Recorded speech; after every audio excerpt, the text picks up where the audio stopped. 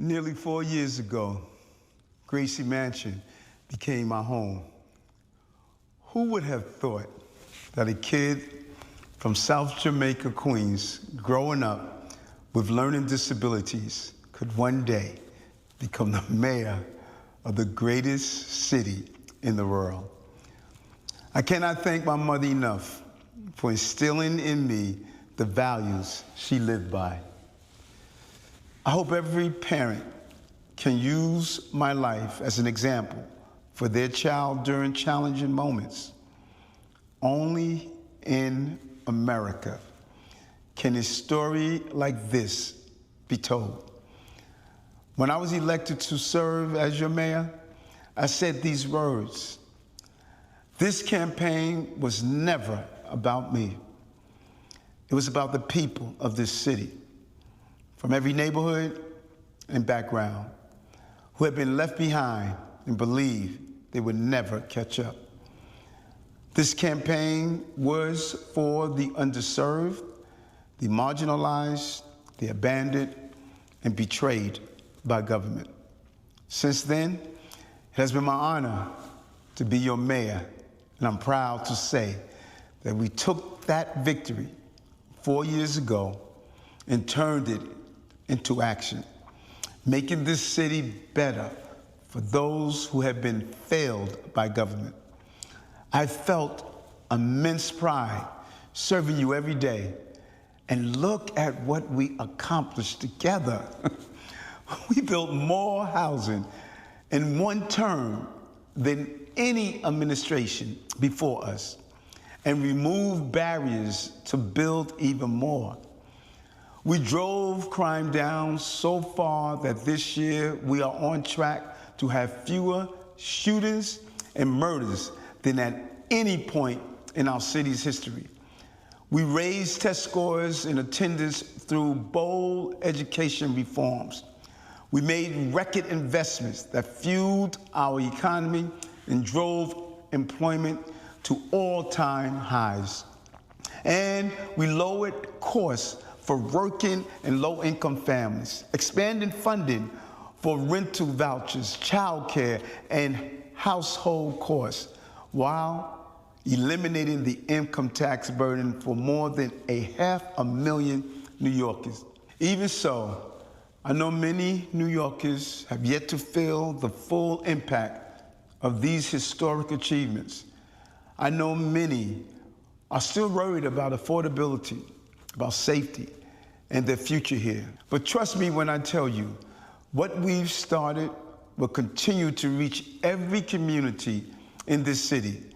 It's not always easy to see the impact of good policy in just 3 years. I also know some remain unsure of me after the unfortunate events surrounding my federal case. I was wrongfully charged because I fought for this city.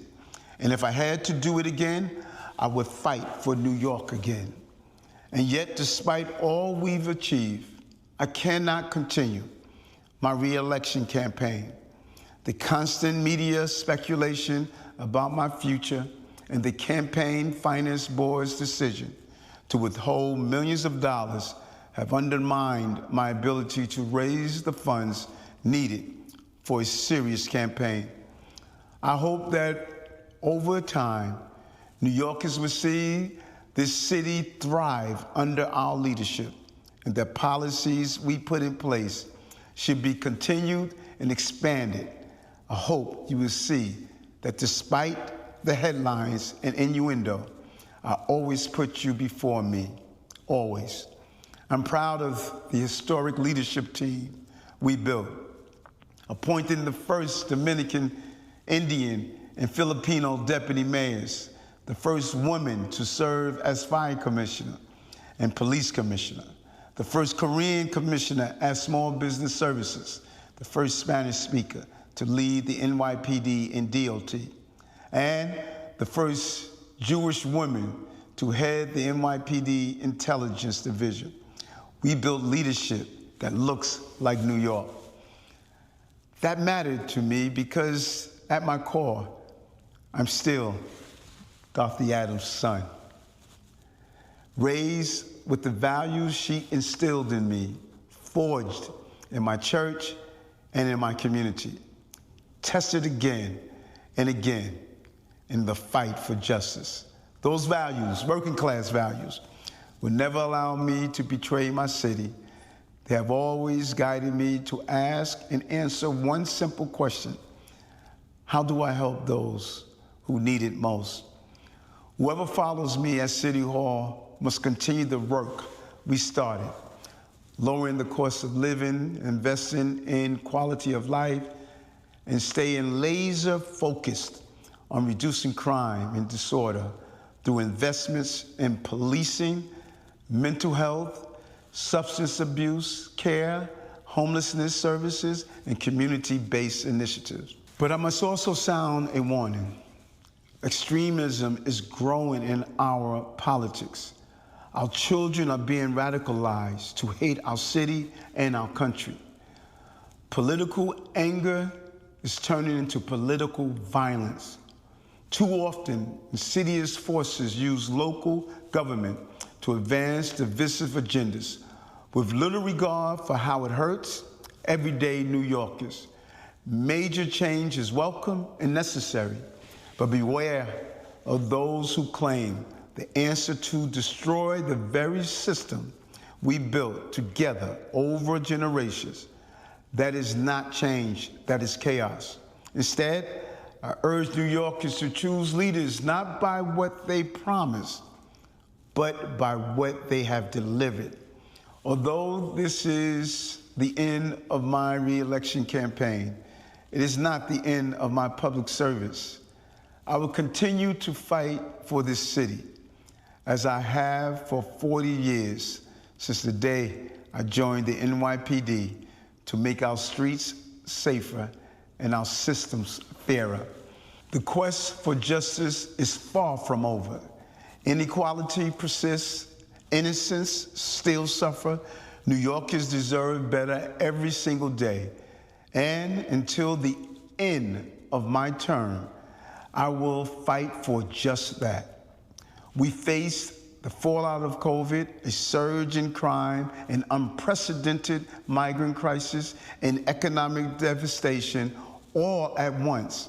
And together, we turn things around by listening to everyday people and providing solutions instead of speeches. That gives me hope. That gives us a roadmap to a better future. My fellow New Yorkers, this is your city. Its leaders work for you. I am one of you. My story is your story. I lived the struggle, but I never stopped loving this city. That is why I ran for mayor, to turn my pain into purpose.